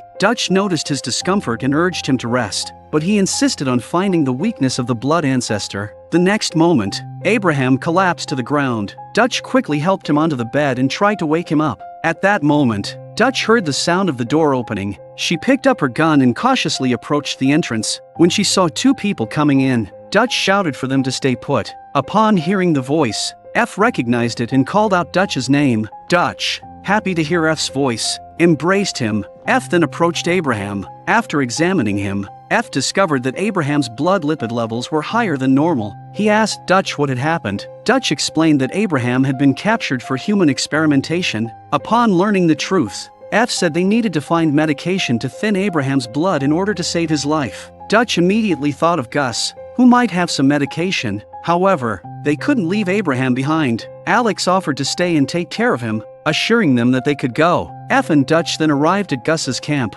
Gus was overjoyed to see them and embraced Dutch. Gus began asking about Abraham's condition. After learning that he urgently needed medication, Gus led them to the drug storage area. There, they found a wide variety of medications and food. Gus told them to take whatever they needed. In a corner, F finally found the medication they needed and also grabbed a pack of saline solution. At that moment, Cream demanded that F give him other supplies in exchange. Dutch felt embarrassed because they didn't have anything useful to offer. Gus said these were for them. This angered Cream, leading to a heated argument between the two. Gus is highly prestigious here and Cream immediately left here. Gus followed F and the two of them left the base together. He wanted to visit Abraham. At that moment, a truck passed them. Upon closer inspection, they found that it was a wanted poster for F and his group. After seeing this, Gus suggested that they shouldn't linger on the main street and instead take a small path in front. Soon, they bypassed the vampire guards and arrived at the stronghold. Little did they know, Cream had been following them all along. On the other hand, Vasily and his group were preparing to transport the nuclear bomb into the city center. They disguised themselves as staff of the partnership in advance. Although their identities passed the verification, the guard wanted to inspect the cargo. Vasily immediately claimed that it contained medical equipment and had a certain level of radiation. However, the guard insisted on checking. Quinlan directly took off his hat and frightened the guard with his vampire identity. The guard didn't dare to offend him and gave up the inspection, but just as the guard was about to let them through, another guard came over and handed them a wanted poster. Abraham was on the first page, and then the guard started flipping through. Suddenly, Vasily's wanted poster appeared in front of them.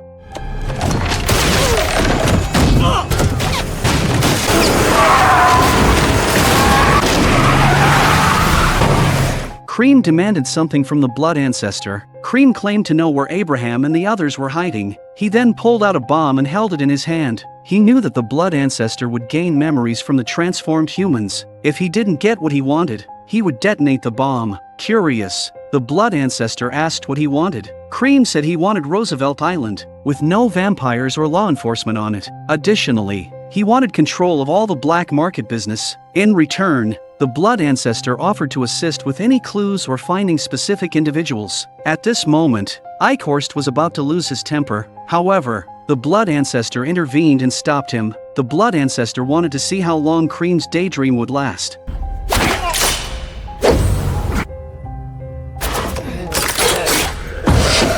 Cream, who had no bargaining chips left, was terrified and desperately begged, saying he didn't want anything, but the blood ancestor was already angry and extended his stinger to bite Cream's neck. On the other side,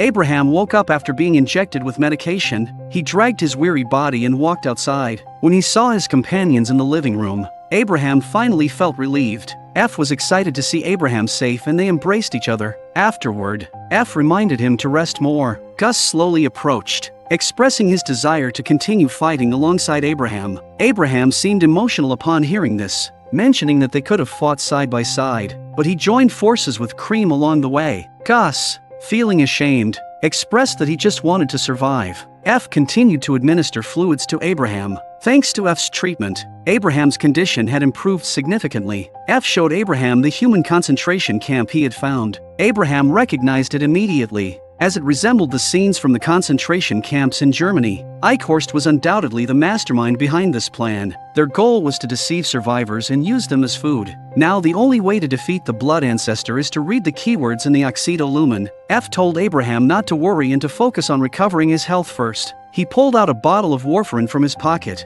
This is a blood thinner, commonly found in rat poison. Then F mentioned how he used rat poison to kill thousands of vampires. Upon hearing this, Abraham said he would give F a prescription. It was developed by alchemists in the last century. It contained instructions on how to extract bloodworms, when absorbed by the human body, could restore vitality, prolong life, and prevent infection from the vampire virus. F found it impossible, as he had already conducted hundreds of experiments. Abraham mentioned that he was already 95 years old this year and had been able to continue fighting because of it. Subsequently, F brought a captured vampire to the laboratory. He followed the prescription to extract the bloodworms. Soon, F had a large bottle of it, enough for Abraham to regain all his strength and continue the fight. Gus returned to the campsite and started organizing weapons and ammunition. This time, he chose not to flee anymore. Raoul hesitated for a moment after seeing this. Then he picked up the gun from the table as well. He also wanted to fight alongside Gus. They transported a nuclear bomb into the city. Later, Vasily and the others arrived at the riverside to plan how to transport the nuclear bomb to Manhattan. After a survey,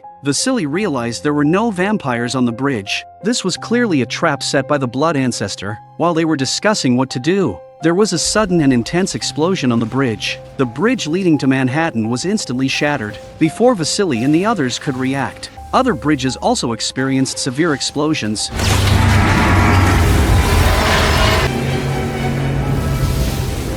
The blood ancestor looked satisfied as he watched the bridges collapse. Now they couldn't transport the nuclear bomb. Desai then revealed that he filled the tunnels leading to Manhattan with bombs. Even if Vasily and the others brainstormed, they would have no solution. The blood ancestor was pleased with Desai's capability. At this point, Cream had already been transformed into a vampire. Therefore, the blood ancestor found Abraham's hideout in Cream's memories. He assigned this task to Eichhorst. Meanwhile, Abraham was studying the oxidolumen inside the hideout. Only Alex was with him. Suddenly, they heard Eichhorst's voice, accompanied by several vampires. Alex immediately opened fire, but Eichhorst evaded the shots. Cream, who had mutated into a vampire, snapped her neck. Abraham immediately pulls up the sword of Sadhu and prepares to fight him. Eichhorst looked disdainful and signaled for Abraham to stop struggling. Cream prepared to attack, but Eichhorst stopped her. He wanted to personally settle this grudge, causing Cream to immediately retreat. The battle between the two sides was about to begin. Abraham attacked first, but Eichhorst easily dodged his feeble swords. Suddenly the sword falls to the ground, and Abraham is instantly exhausted. In order to humiliate Abraham, Eichhorst asks him to pick up his sword and continue. Abraham bends down.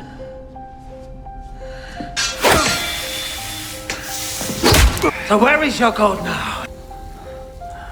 Watching you. Through me. So now you are an avenging angel, huh? An instrument of divine retribution. No, just an ordinary man. But that is all that will be required to bring your master to his knees.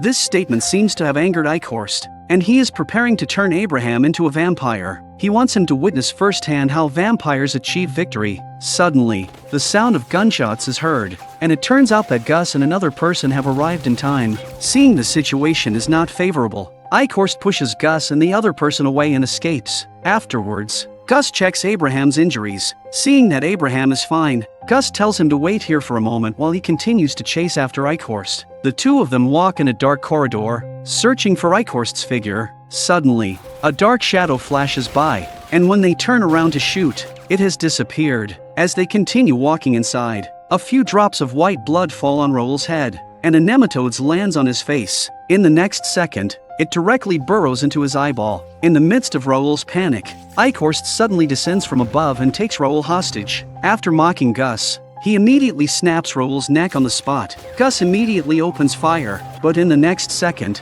he is ambushed by Cream, who tightly restrains Gus against the wall. At this moment, Eichhorst walks over from the side. He greatly admires Gus's courage and wants to turn him into a vampire for his own use. Just as he is about to extend the stinger, an unexpected incident occurs. It turns out Abraham has arrived in time. Eichhorst becomes angry and knocks Abraham to the ground. He exerts all his strength to pull out the Sutta sword inserted in his body. He steps forward and grabs Abraham, wanting him to admit his own failure personally. Abraham responds with disdain, saying if they're going to fight, they should hurry up. Eichhorst extends the stinger and bites his neck. Then, a bottle of medication falls from Abraham's hand. It is the warfarin given to him by F. Halfway through sucking, Eichhorst suddenly feels something is wrong. He then withdraws the stinger, but it's too late now. The warfarin has already entered his body. Gus immediately begins to counterattack upon witnessing this. He restrains Cream and stabs his neck with a nearby small knife.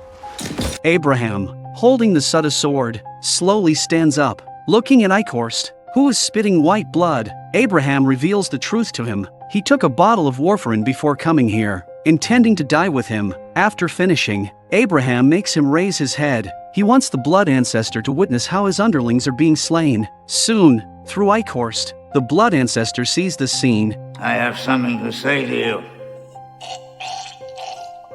You are the hunger, the strain that feeds on us since time immemorial.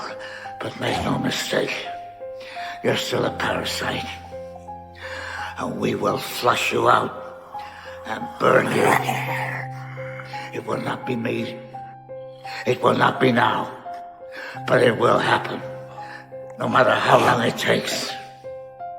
In another face, in other eyes, you will see me as you die. Abraham raises the Sutta sword and beheads Eichhorst with one strike. The blood ancestor's most loyal servant is now dead, and Abraham's long-standing grudge is finally avenged. After an unknown amount of time, F completes the extraction of the white blood and rushes back. As soon as he enters, he sees a floor covered in corpses, and then F continues walking inside. The sight before him brings him joy. He sees Eichhorst's decapitated head lying in a pool of blood. Just then, someone suddenly approaches from behind. Upon closer inspection, it turns out to be Gus. Dutch and the two of them immediately inquire about what happened here. Where are Abraham and Raoul?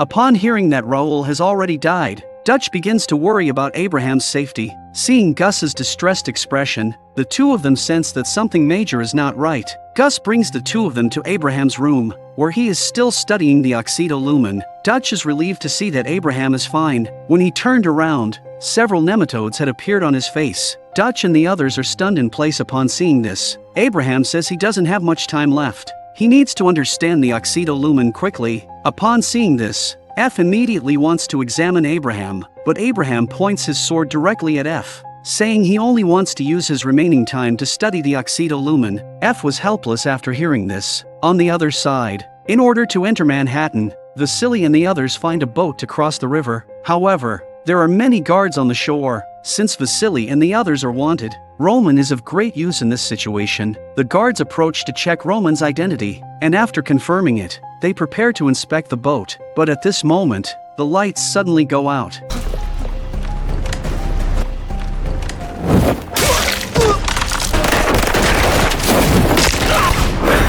After dealing with these small soldiers, Vasily walks out of the cabin. They have successfully transported the nuclear bomb into Manhattan. Now the problem is where to hide the bomb. Vasily drives the car to the largest reserve bank on Wall Street. After getting out of the car, Vasily gives a walkie-talkie and a gun to Roman. Roman wants to join Vasily and the others. Upon hearing this, Vasily immediately refuses Roman on the spot because the bomb needs to be guarded for 24 hours. Reluctantly, Roman has to stay here. Meanwhile, Abraham still refuses to receive treatment, which worries Dutch a lot. Just then, Vasily and Quinlan arrive at the base. Upon entering the house and seeing the sad expressions of everyone, they are puzzled. Vasily then approaches and starts boasting about finding the nuclear bomb, but when he stands in front of Abraham, he notices the nematodes on his face. Vasily immediately asks what happened. In the next moment, Abraham almost loses his balance and almost falls to the ground. Seeing this, everyone rushes forward to support him. Once Abraham is seated,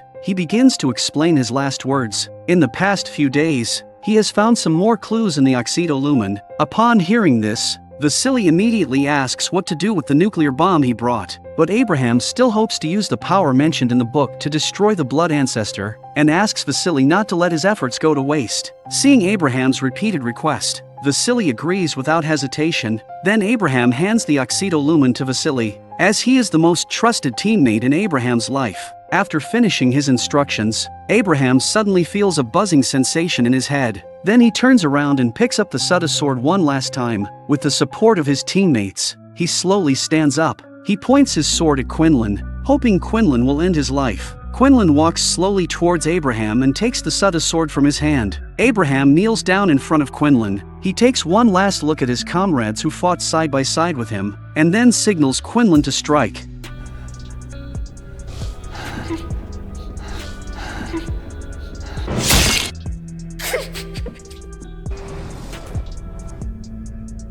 Afterwards, they bury Abraham together with their combined efforts. He fought against vampires his whole life, remaining unwavering no matter what obstacles he faced. This spirit deeply admires Quinlan. Everyone sat together and discussed what to do now. Vasily thinks the nuclear bomb is still a viable option, but F wants to honor Abraham's last words. Quinlan suggests that Abraham was likely being controlled by the blood ancestor when he was unclear-minded, trying to mislead them. Upon hearing this, F immediately opposes it, stating that even if the nuclear bomb works, millions of people have already died and the world is in a nuclear winter after the last explosion. Detonating another bomb in the city would be a devastating blow to humanity. Vasily gets angry upon hearing this, thinking F is indecisive. F brings up Abraham's last words. As the two argue fiercely, Quinlan decides to go and deploy the nuclear bomb immediately. Vasily immediately stops him, stating that they don't know where the blood ancestor is hiding now. Just then, Dutch interrupts their argument. She knows how to find blood ancestors, and the only breakthrough is Desai. He is the human that the blood ancestor trusts the most, so he is likely to know the blood ancestor's whereabouts. They just need to capture him. On the other side, Gus returns to the base and gathers all his brothers. He tells everyone how Cream turned into a vampire and was killed by him. Gus says that now they face a battle that determines the survival of humanity and hopes to get everyone's help. This mission is extremely dangerous. It's okay if someone quits, because Gus has always treated everyone with loyalty. His brothers express their willingness to follow him.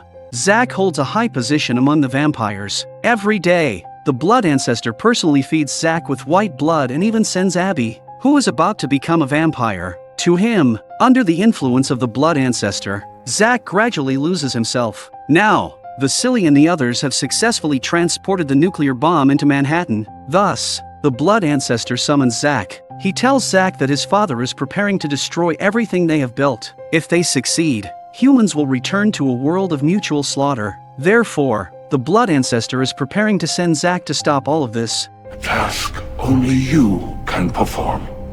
Me? Yes, my son. You are uniquely suited for it. What happens next will determine the fate of all of us.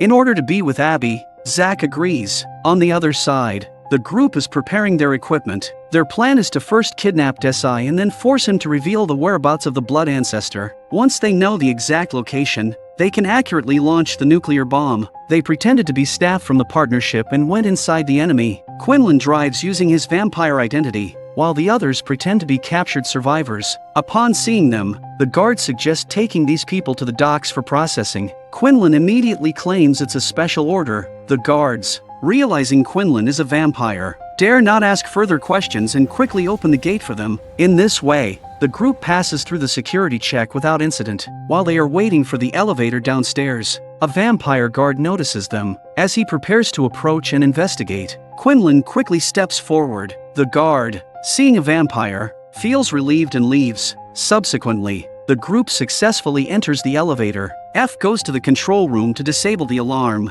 while Vasily and Dutch head to the production center to rescue the pregnant woman and capture Desai. Meanwhile, Quinlan and the others go to the human slaughterhouse to rescue other survivors. At this moment, Desai is leisurely staying in his office. Suddenly, a guard at the door calls him on the phone. He says that a van of prisoners has just entered the partnership, claiming a special order, so he wants to confirm if it's true. Desai senses something is wrong and starts investigating. However, there is no record of any special order in the system. He immediately checks the surveillance, but there are no prisoners in the slaughterhouse footage. Desai concludes that this is an invasion by the rebels. He immediately orders his subordinates to seal off the entire partnership. Meanwhile, F has arrived at the control room. He first subdues the guard and quickly disables the alarm. On the other side, Vasily and Dutch have reached the production center. Guards hear the commotion and rush out, but they are all taken down by the two of them. It is at this moment that Desai notices Dutch and the others outside his office on the surveillance feed. He immediately orders his subordinates to evacuate, but Vasily and Dutch have already stormed in. The guards counterattack,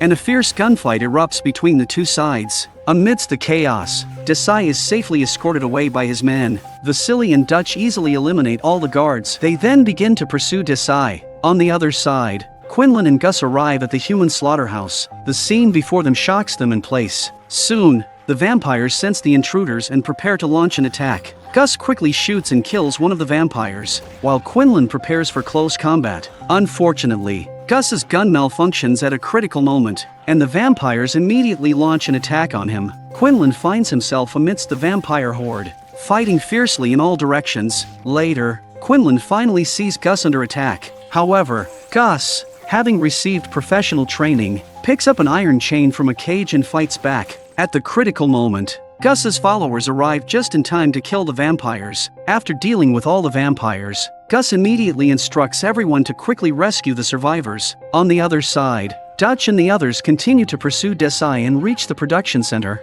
Amidst the chaos, Desai grabs several pregnant women as hostages. He and his bodyguards hide in a room, and the bodyguards quickly block the door. Desai's intention is to delay until the vampire army arrives for support. Just then, Dutch arrives. Desai warns them not to make any rash moves, or else the pregnant woman will be executed on the spot. This puts Vasily and Dutch in a dilemma, as it's evident that Desai is buying time. If the vampire army comes to support, they will be completely overwhelmed. Dutch thought for a while and finally decided to let Vasily force his way in. However, the door is tightly sealed, and it will take several minutes to break through. Desai immediately orders the bodyguards to shoot as a warning, but they hesitate to pull the trigger. Unable to wait any longer, Desai decides to take matters into his own hands. Just then, one of the bodyguards steps forward and takes control of Desai. He can no longer tolerate Desai's actions, and the pregnant women immediately seize the opportunity to escape. However, Desai takes advantage of the situation and pulls out a gun,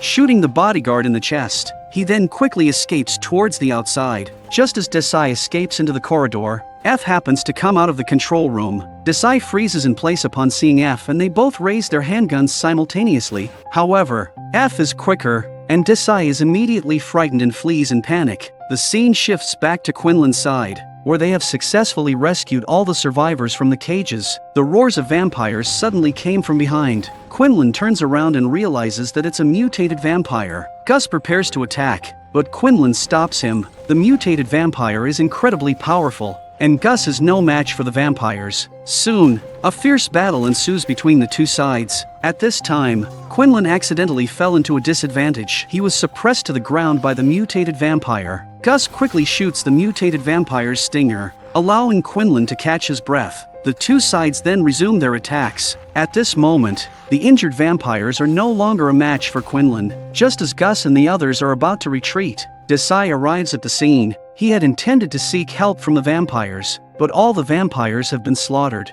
Upon seeing this, Desai immediately flees. However, he runs into Vasily and Dutch, who are pursuing him. Desai shoots at the two, but he quickly runs out of bullets. He can only desperately escape once again. With nowhere to run, Desai hides under a water tower, but Dutch quickly catches up. In order to capture him alive, Dutch takes out a knife and stabs Desai in the ankle. In this way, Desai is successfully captured by them. Later, the group brings him back to their base. Just then, one of their subordinates informs them that they have captured a child who wants to see F. F immediately questions him about the child's physical characteristics. Based on the description, he realizes that the person is likely Zack. F quickly goes outside to check.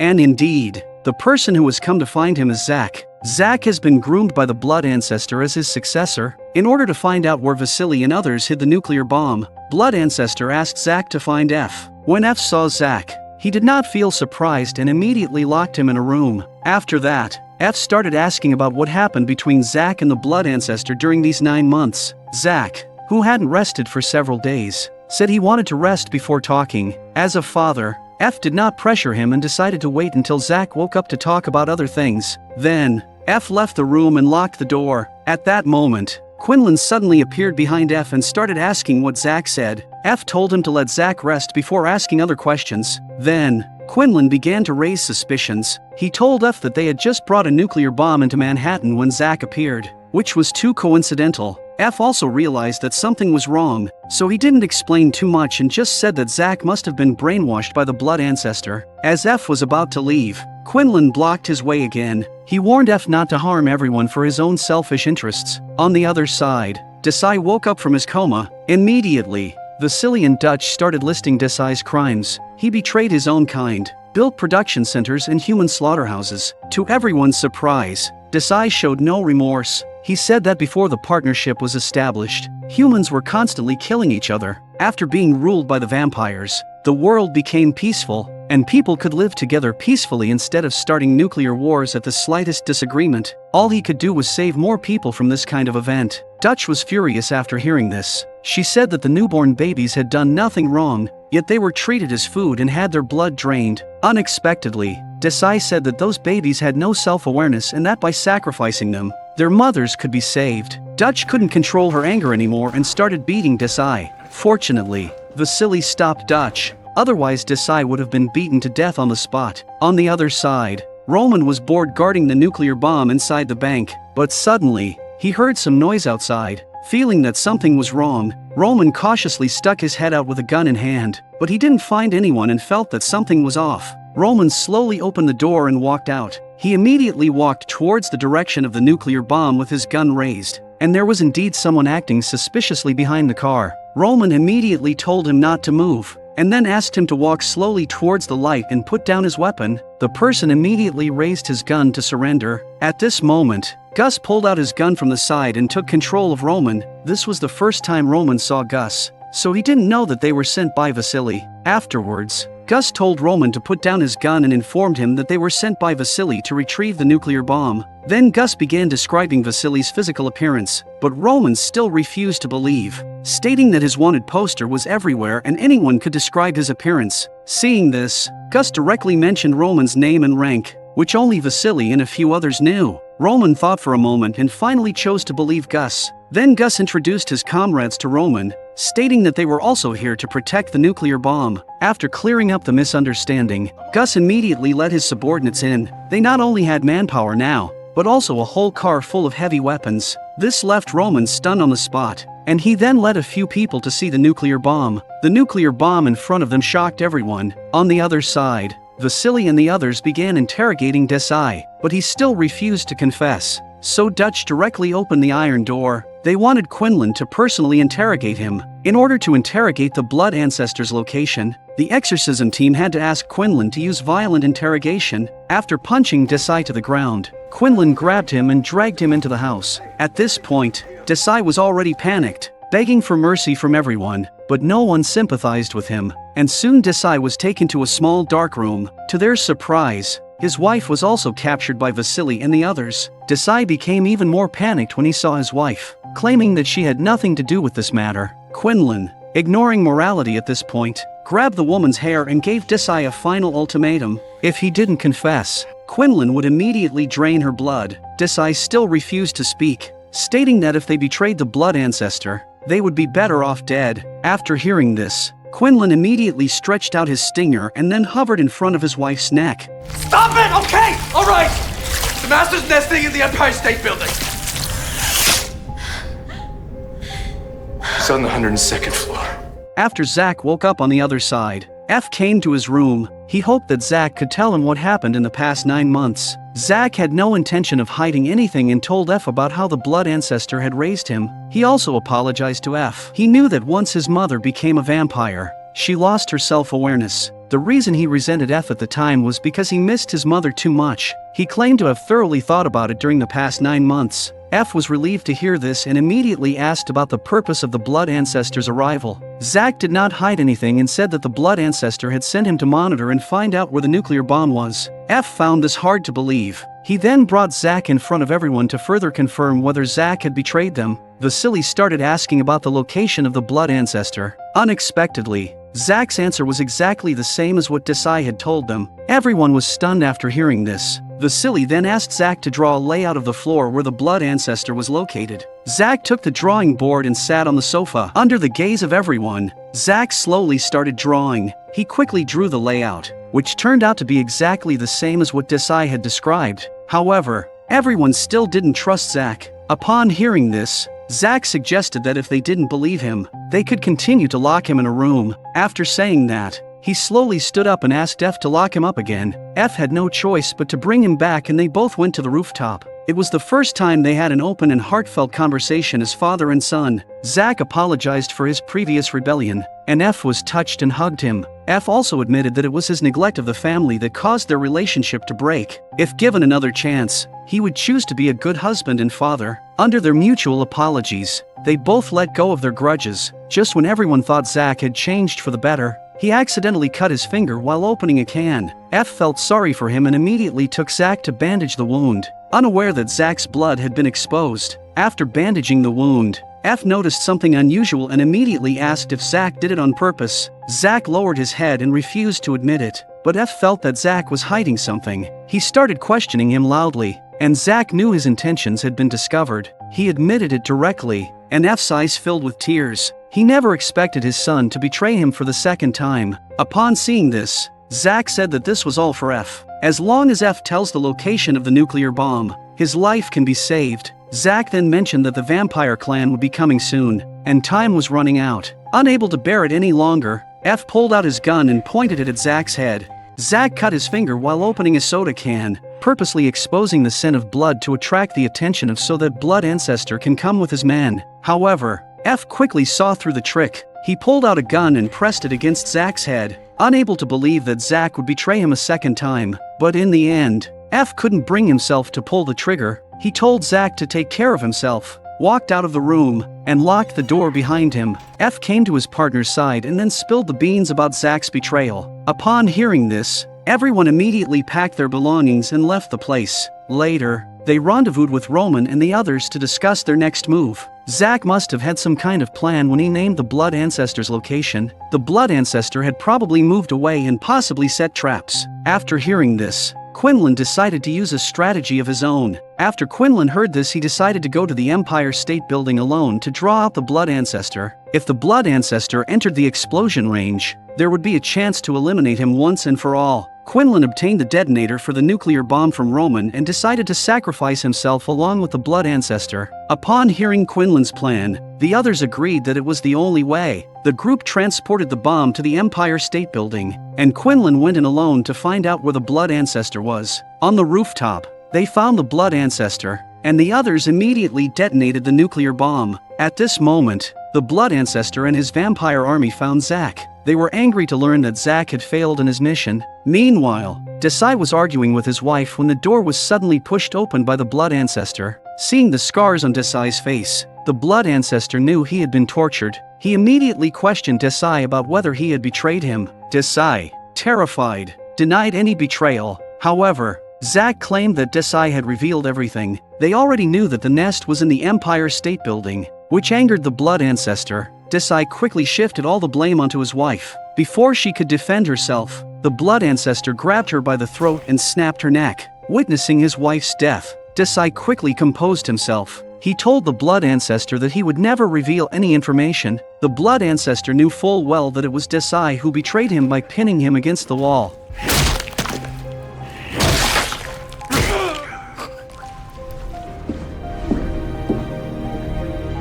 Quinlan arrived at the base of the Empire State Building. Upon entering the lobby, He saw no sign of any vampires. He took the elevator to the top floor, but it was empty, except for the scattered soil where the blood ancestor had rested. At that moment, Abby emerged from upstairs. With the blood ancestor's consciousness transferred into her body, Quinlan immediately informed Vasily and the others about the situation. When Vasily asked what to do next, the blood ancestor summoned a group of vampires to surround Quinlan. Quinlan glanced back and began taunting the blood ancestor. Is this the best you can do? Dispatching these vermin, instead of having the courage to face me yourself? Blood Ancestor was not fooled at all after hearing this, because he knew that Quinlan and others wanted him to enter the explosion range of the nuclear bomb. With their plan exposed, Quinlan swiftly decapitated Abby. He contacted Vasily on the radio and urged everyone to evacuate with the nuclear bomb. Meanwhile, the Feelers had already discovered Vasily and the others. Suddenly, hordes of vampires emerged. Everyone quickly raised their guns. Gus instructed F and the others to safely transport the nuclear bomb while he and the rest of the group held off the vampire army. To prevent the nuclear bomb from falling into the hands of the blood ancestor, Vasily and the others immediately drove away from the scene. Where are they coming from, man? Here's my back! Keep shooting, keep shooting! The powerful firepower successfully held off the vampire attack, but Cream was accidentally bitten on the neck. Gus immediately killed the vampire, but it was already too late. The virus had already begun spreading within Cream's body. Just then, another group of vampires surged forward. Gus prepared to pull out a hand grenade, but in the next moment, Cream snatched it away. He knew he didn't have much time left and decided to go down with the vampires. Holding the hand grenade, he charged into the vampire army.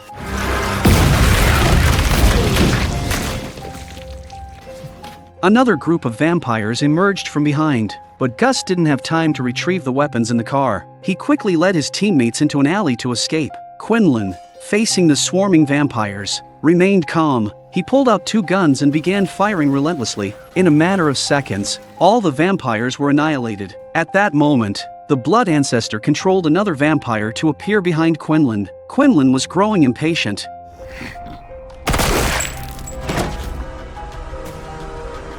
On the other side, the blood ancestor learned that Vasily and the others had successfully escaped, which made him angry. He called Zack over and told him that his father didn't really care about him. Betrayal to save stupid humans is a selfish person. The blood ancestor decided to show Zack something outside. Soon, they arrived at the rooftop, and when the blood ancestor raised his hands, the vampires below became excited. They would search the entire city for the location of the nuclear bomb, which would be the final battle between the two sides. Meanwhile, Vasily and the others arrived at the predetermined meeting point. They got out of the car and began to survey the area. Just then, Dutch was startled by Quinlan. Vasily turned on the lights to assure everyone that it was a safe place and led them into an elevator. As the elevator descended, Vasily explained the situation to everyone. They were in New York City's third water tunnel, which reached a depth of 240 meters. It was supposed to be completed this year, but due to the vampire invasion, it had been abandoned. Now, it was the safest place to store the nuclear bomb. On the other side, Gus was trapped in a house after his retreat, surrounded by vampires. It was difficult to escape as the area outside was filled with vampires. Unfortunately, all their weapons were in the car, so they had to find a way to get the car and leave. After hearing this, the group decided to rest and make plans. But just then, Roman noticed that Marcus seemed off and immediately asked him what was wrong. Marcus claimed it was just a bit of a fever, but Gus was alarmed. He walked up to Marcus, and when Marcus looked up, his eyes were filled with bloodshot veins. Realizing that he couldn't hide it any longer, Marcus admitted that he had been accidentally bitten. To prevent the location of the nuclear bomb from being exposed, Gus pulled out his gun and shot Marcus on the spot. Unable to control his anger after losing his close friends one after another, Gus became uncontrollable. Roman quickly stepped in to stop him, hoping Gus could calm down first. Gus was surrounded by a horde of vampires as he tried to take back the car. Without hesitation, Gus slammed the accelerator and crashed into the vampire army. The vampires used their bodies to block the incoming car. Gus immediately rushed out from another weak point. Meanwhile, Quinlan found Vasily and informed him that he had foreseen their victory but needed Vasily to give his full strength. Quinlan recognized Vasily's determination to achieve their goal, and thus, this plan required Vasily's full support. After discussing the plan, they found F and the others. Vasily then addressed everyone, stating that if they intentionally exposed their location, the Blood Ancestor would surely lead the vampire army to attack. At that moment, Quinlan would find a way to lure the Blood Ancestor here, while Vasily would be responsible for detonating the nuclear bomb. Detonating the bomb here would cause no harm to the entire New York City, as it couldn't penetrate the bedrock at a depth of 240 meters. Upon hearing this, Dutch called out Vasily. In Dutch's heart, Vasily had always been the one she loved the most. She couldn't bear to see Vasily sacrifice himself to save humanity. Seeing Dutch's concern, Vasily embraced her and kissed her. Then, Dutch tried to persuade Vasily to reconsider, but Vasily made it clear that he wouldn't easily change his mind. Respecting Vasily's decision, Dutch had no choice but to accept it. Soon, Gus arrived at the rendezvous point and joined the others. He said the whole street was full of vampires and they were searching from house to house. If they had any plan, they needed to execute it quickly before the vampires found their location. Seeing this, the group immediately started preparing for the plan. First, F and Vasily pretended to patrol outside. After a long wait, they finally encountered a vampire scout. With the successful completion of the first step of the plan, they headed back to the base. This way, the Blood Ancestor would be able to learn their hiding place. At the same time, the Blood Ancestor had learned the location of the vampire hunting team through his spies. He immediately gathered all the vampires, preparing to launch an attack at night. As long as they could disarm the nuclear bomb, humanity would be completely finished. He decided to personally lead the team there. Just as the Blood Ancestor was preparing to set off,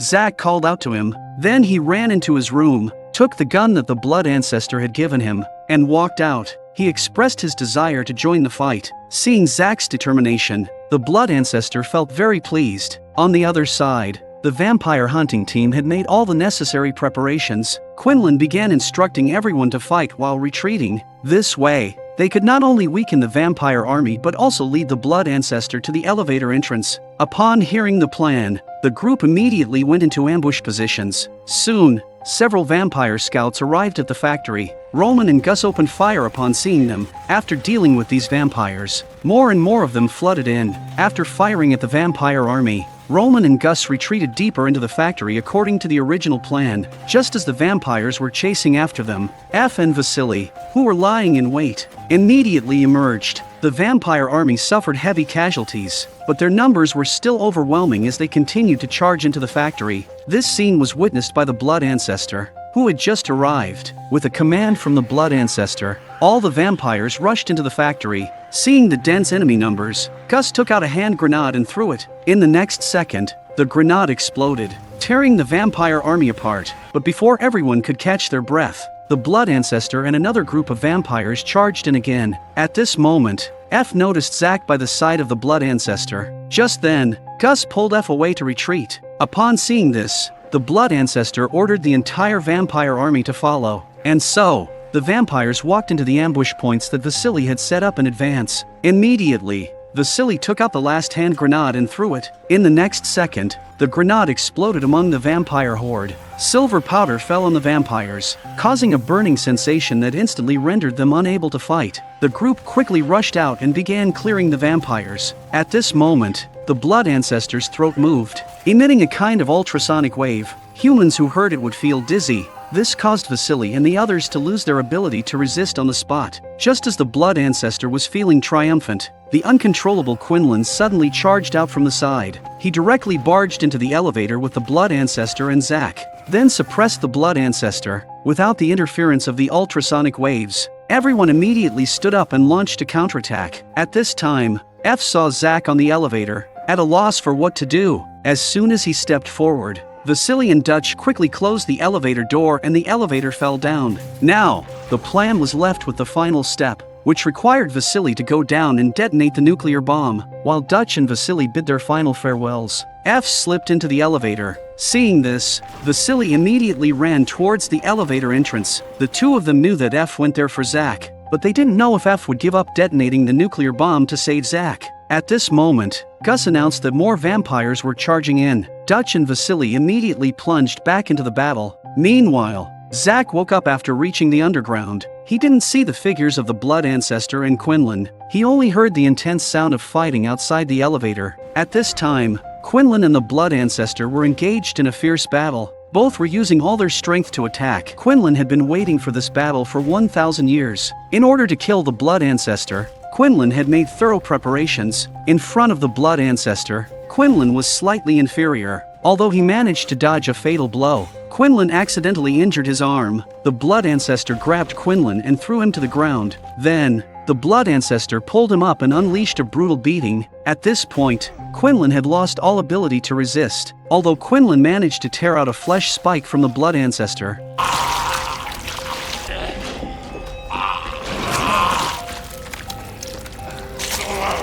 he was already powerless to fight back. The Blood Ancestor was now filled with anger. After being attacked by Quinlan, his body was on the verge of collapse. He approached Quinlan and, after bidding his final farewell, lifted his foot. Just like that, Quinlan was stepped on by his Blood Ancestor and his head exploded. At the same time, F accidentally bumped his head and passed out while the elevator was descending. When he woke up, he immediately stepped out of the elevator. The prepared nuclear bomb was right in front of him, but it was only when F turned around that he noticed the presence of the Blood Ancestor and Zack standing there. Fortunately, the two of them didn't notice F's presence. At this time, the Blood Ancestor stood in front of Quinlan's body and mocked without knowing it. F immediately walked towards the nuclear bomb, but the sound of the door closing still attracted the attention of the they. Zack fired a shot next to F's head, which deeply saddened F. He couldn't believe that Zack would actually shoot at him. At that moment, the Blood Ancestor gestured to Zack to take action, believing that killing F would bring peace to the world. Zack hesitated for a moment, but ultimately put down his gun. Then,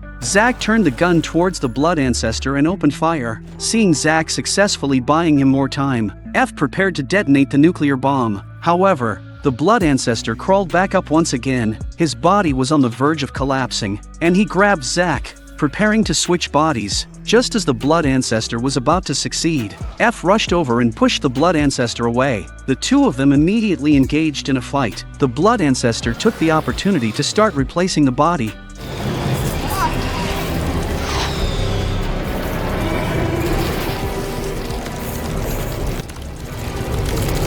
As the final bloodworm entered F's body, the Blood Ancestor collapsed to the ground. Meanwhile, Vasily and the others were still resisting the vampire army above. At this moment, the vampires all stood motionless in their places. Dutch and the others drew two conclusions from what they witnessed. Either the Blood Ancestor had died, or he was in the process of replacing the body. Taking advantage of this opportunity, they prepared to break through the vampire encirclement. After Zack kicked the Blood Ancestor aside, he crouched beside F. F quickly regained consciousness from his unconscious state. At this point, the Blood Ancestor's consciousness had not fully taken over F's body. With Zack's support, F stood up. They immediately headed towards the nuclear bomb. Just as F inserted the detonation key into the bomb, a roaring sound echoed in his head. Immediately, he lost all ability to move. When F looked up again, the Blood Ancestor had completely taken control of his body. Zack knew that the Blood Ancestor controlled his father's body, so he hugged F in order to make him relax his guard. After bidding farewell to F,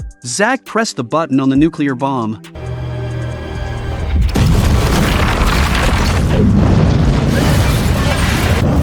The resulting blast wave caused Vasily and the others to stagger. With the death of the Blood Ancestor, vampires all over the world became extremely feeble-minded, making it easy to exterminate them. It took humanity 5 years to eliminate all the vampires from around the world. Life returned to peace once again for everyone. Roman became the largest real estate developer in Manhattan. Gus returned to the countryside and helped numerous refugees, enabling them to return to their homes. Vasily and Dutch lived happily ever after.